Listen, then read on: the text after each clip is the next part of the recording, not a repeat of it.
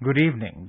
This is All India Radio. I'm Naresh Maghu, and with me is Renu Kataria with the evening news.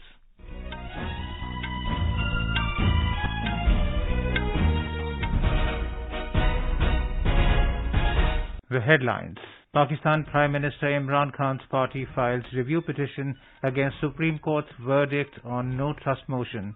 Voting over no confidence motion expected to be held tonight. Precaution dose of COVID vaccine for those above 18 years of age begins tomorrow. Prices of COVID vaccines, Covishield and Covaxin slashed to 225 rupees per dose for private hospitals.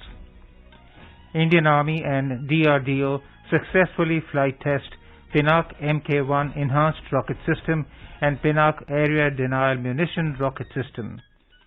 Security forces arrest 2 associates of Lashkar-e-Taiba in central Kashmir's Budgam district. Saudi Arabia to allow 1 million pilgrims to perform Hajj this year.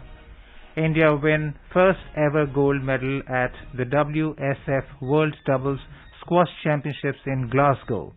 And in IPL cricket, Sunrisers Hyderabad defeats Chennai Super Kings by 8 wickets in Mumbai. Match between Mumbai Indians and Royal Challengers Bangalore underway in Pune.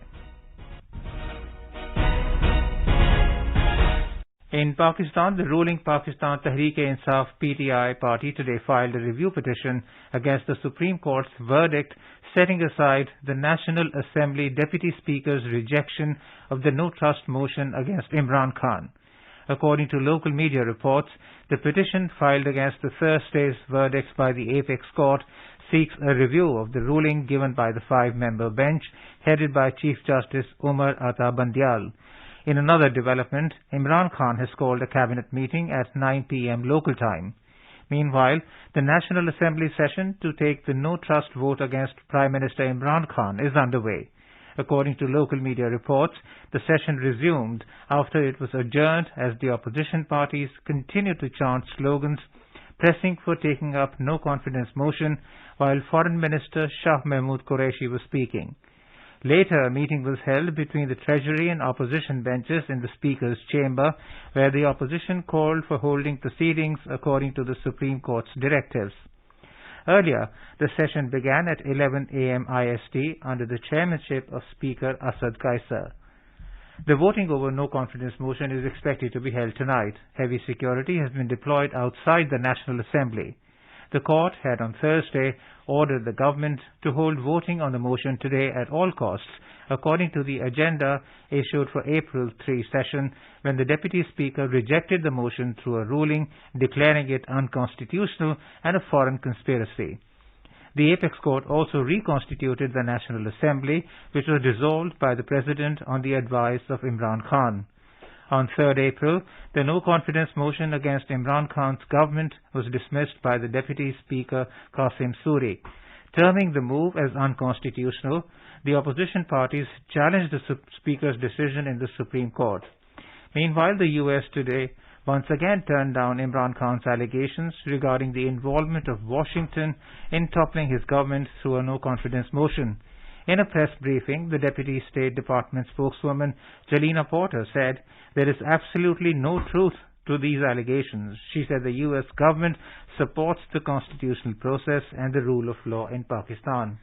Pinnack Mk1 Enhanced Rocket System EPRS and Pinnack Area Denial Munition ADM rocket systems have been successfully flight tested by Defence Research and Development Organisation DRDO and Indian Army at Pokhran firing ranges.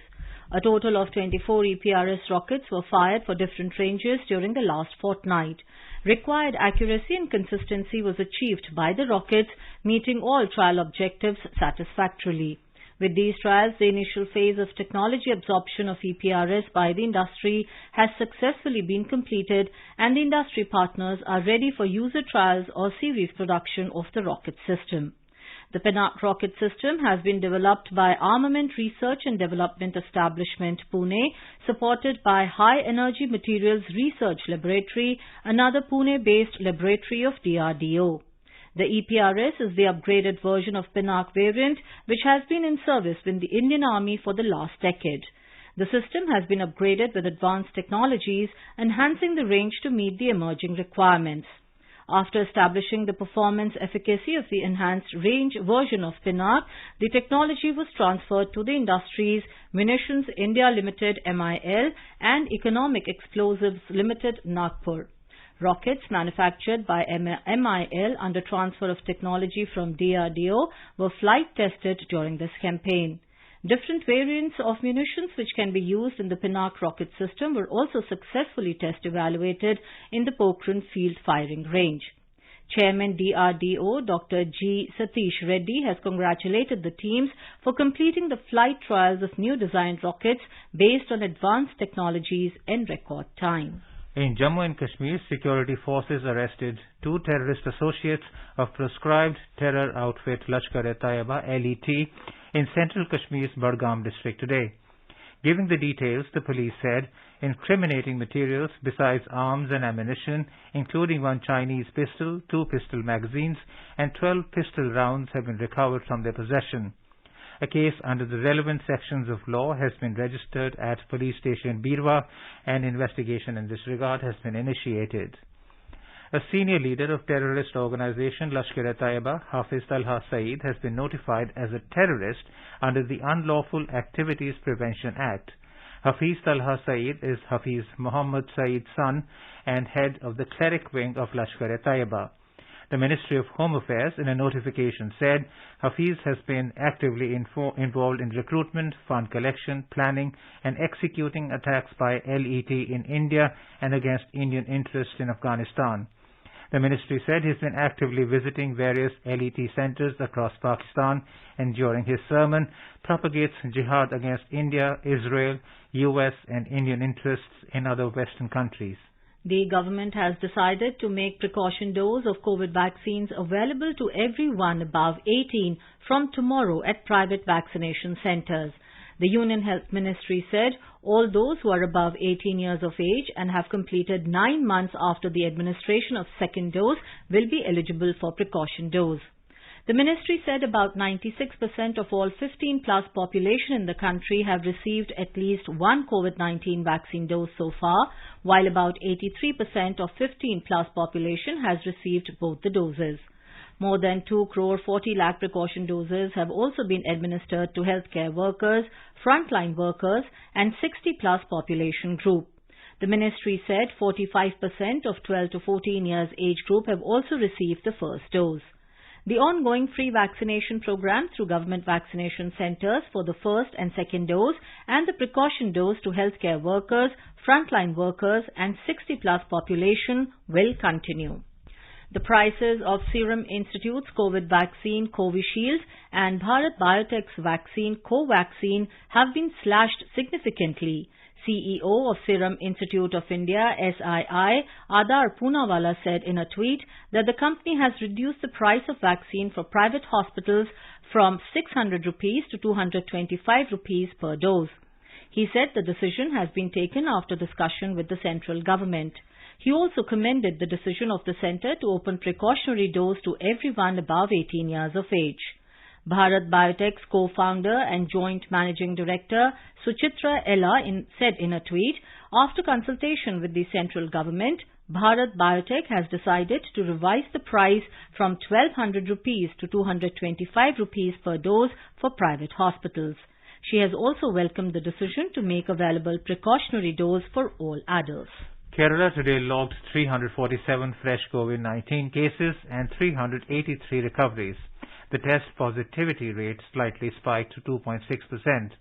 According to an official release, no COVID deaths was reported in the last 24 hours. However, 21 newly certified COVID-related fatalities were added, taking the cumulative toll to 68,360. Kerala's active case pool has come down to 2,293. This is All India Radio giving you the news. For quick news updates round the clock, follow us on our Twitter handle at AIR News Alerts.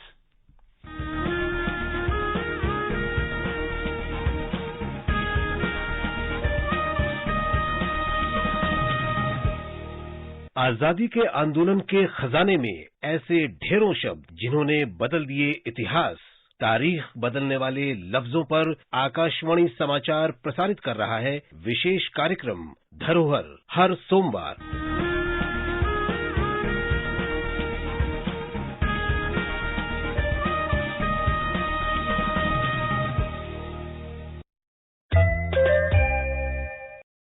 FSSAI has launched Food Safety Connect app for food business operators and consumers.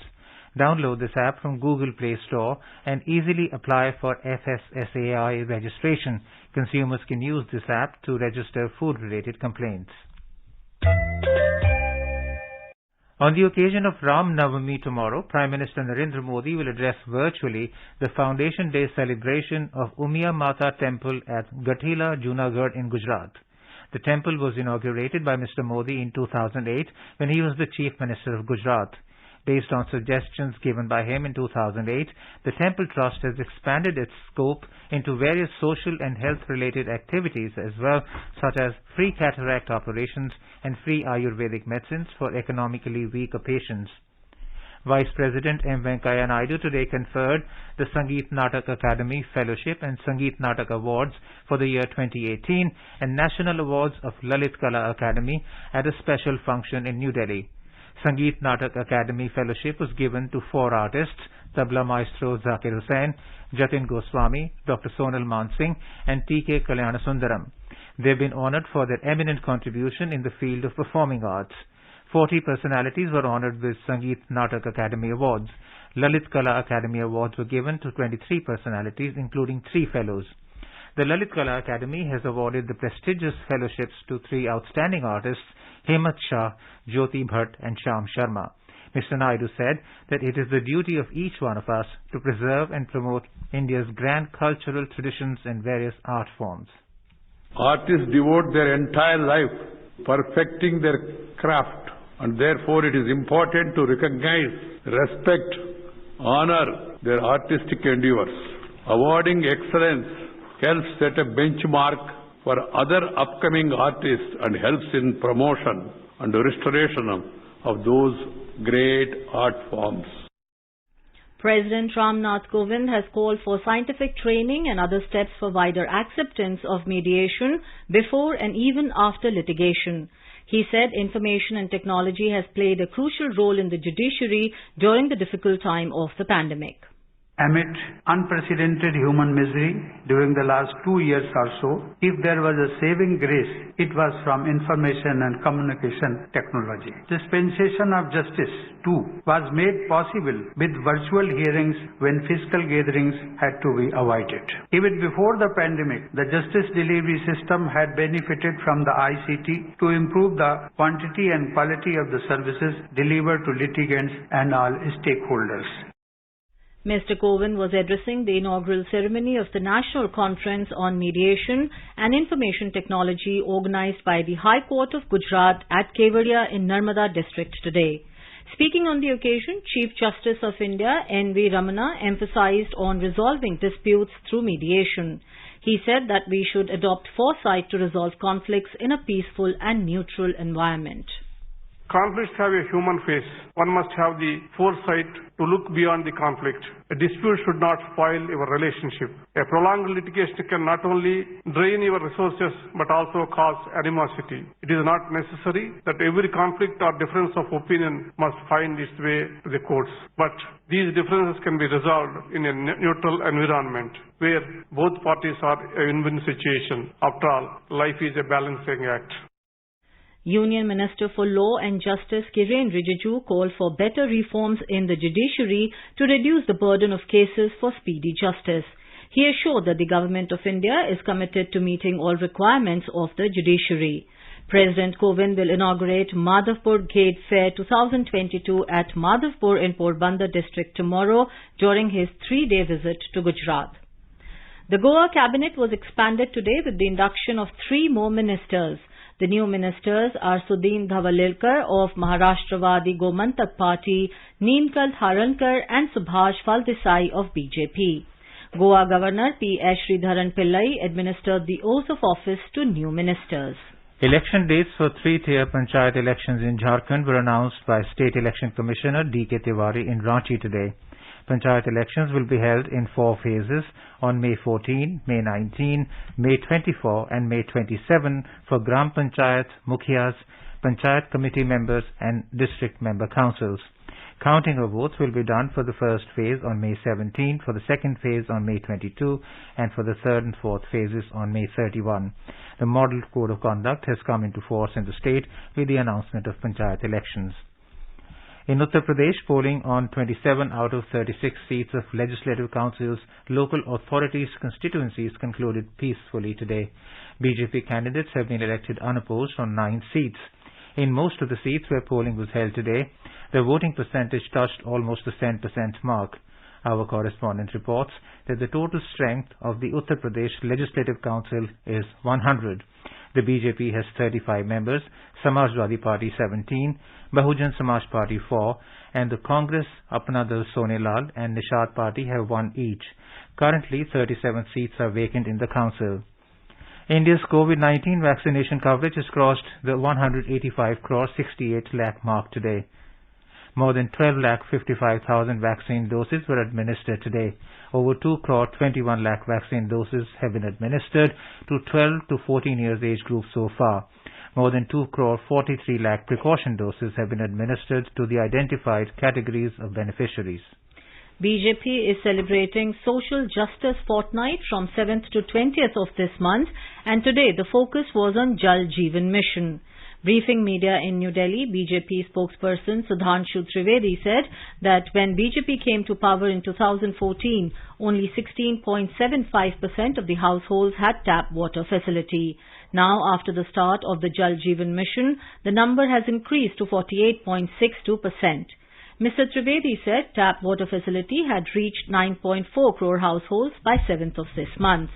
The BJP spokesperson said 40,000 crore rupees were allocated for Jal Jeevan Mission in 2021-22, whereas in the budget of 2022-23, the allocation has been increased to 60,000 crore rupees.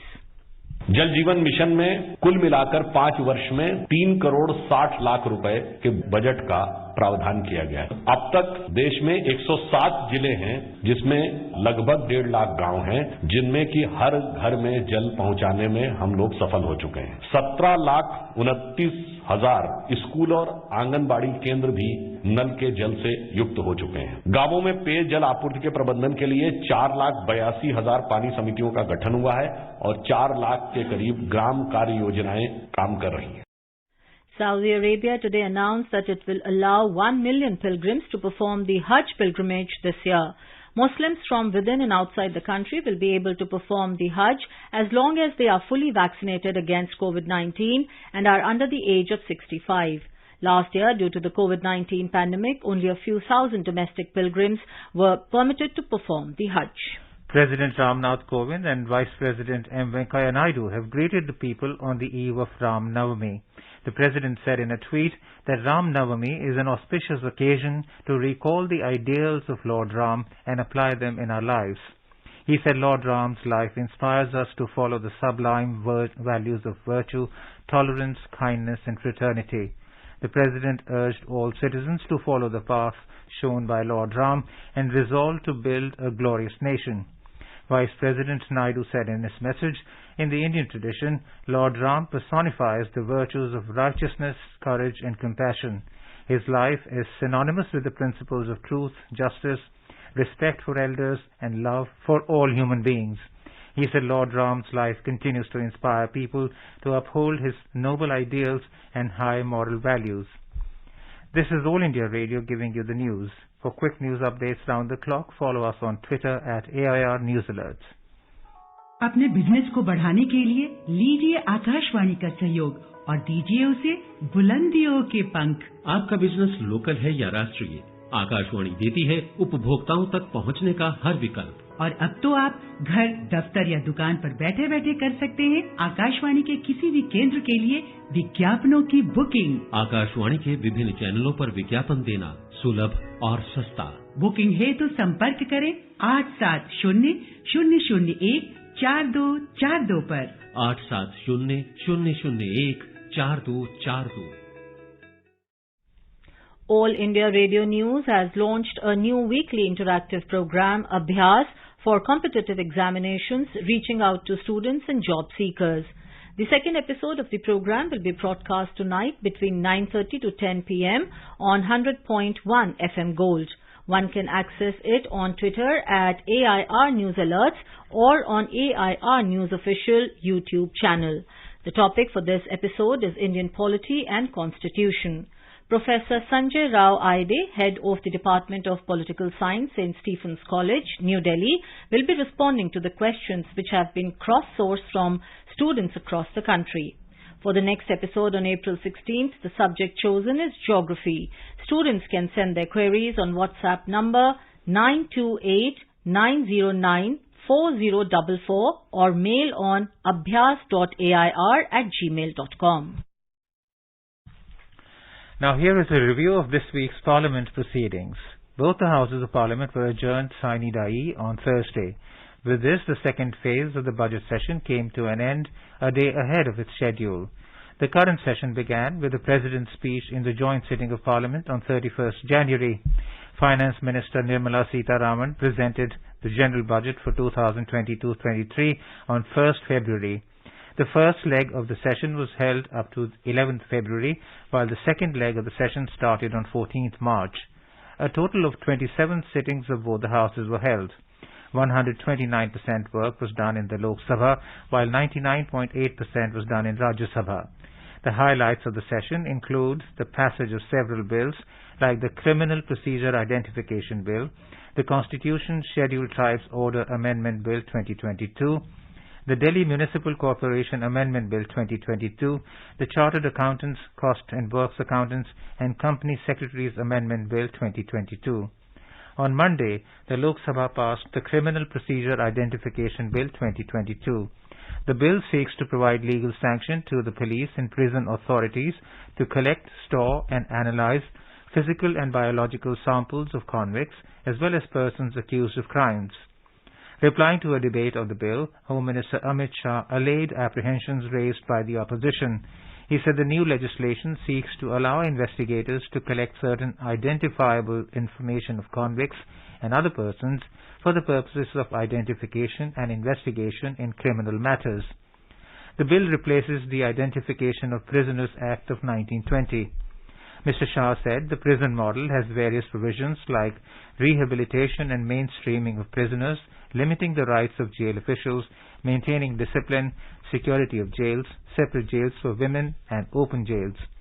He said that until the power to prove crime in a court of law is not increased, it will be difficult to strengthen the law and order situation and internal security. He told the members that after the NDA government came to power, the centre had also sought the views of the states. Taking part in the debate, several opposition members demanded that the bill be sent to a parliamentary standing committee. Initiating the debate, Manish Tiwari of Congress said the bill not only violates human rights but goes against the basic principle of jurisprudence that one is innocent until proven guilty. He said the original law that the current bill seeks to replace was brought by the British colonialists to scare the freedom fighters of those days by taking fingerprints, footprints and photographs. Dayanidhi Maran of the DMK and Vinayak Raut of Shiv Sena also made the demand of the bill being referred to the standing committee. While the Rajya Sabha was adjourned for the day after the second adjournment at 2 p.m. following opposition uproar over the issue of fuel price hike, they demanded a discussion on the issue, which was not allowed by the chairman Venkaiah Naidu. 6 newly elected Rajya Sabha members, including 2 from BJP and 1 from the Congress, took oath in the House on Tuesday. They are Pabitra Margarita and S. Phangnon Konyak of BJP, Rungara Narzari of United People's Party Liberal, J.B. Martha Hisham of Congress, Sandosh Kumar of CPI and A.A. Rahim of CPI-M. On Tuesday, External Affairs Minister S. Jaishankar introduced Weapons of Mass Destruction and Their Delivery Systems Prohibition of Unlawful Activities Amendment Bill 2022 in the Lok Sabha. It seeks to ban funding of weapons of mass destruction and empowering the centre to freeze, seize or attach financial assets and resources of people engaged in such activities. Mr. Jaishankar introduced the bill amid sloganeering by the opposition over fuel prices. Earlier, the law had banned only the manufacture of weapons of mass destruction and their delivery systems. On Tuesday, the Rajya Sabha passed the Delhi Municipal Corporation Amendment Bill 2022. The bill seeks to further amend the Delhi Municipal Corporation Act 1957 and proposes to unify the three existing municipal corporations of Delhi into one municipal corporation of Delhi. Replying to the debate, Home Minister Amit Shah said the bill will unify the three municipal corporations, North Delhi Corporation, South Delhi Corporation and the East Delhi Municipal Corporation into single municipal corporation. He accused the Aam Aadmi Party government in Delhi of meting out stepmotherly treatment to the three civic bodies for political reasons. Initiating the discussion on the bill, Abhishek Manu Singhvi of Congress opposed the bill, saying that it is constitutionally suspect and legally untenable. Opposing the bill, TMC member Jawahar Sarkar said that it is a ploy to postpone the MCD elections in the city. R.S. Bharati of DMK opposed the bill, saying that the government wants to postpone the elections. On the same day, the Rajya Sabha also passed the Chartered Accountants, the Cost and Works Accountants and the Company Secretaries Amendment Bill 2022. The bill seeks to amend the Chartered Accountants Act 1949, the Cost and Works Accountants Act 1959 and the Company Secretaries Act 1980. Replying to the discussion over the bill, Finance and Corporate Affairs Minister Nirmala Sitharaman termed these institutes three important pillars, stressing that corporate governance structures needs to be robust in the country. She said the bill will bring the required level of accountability and greater transparency.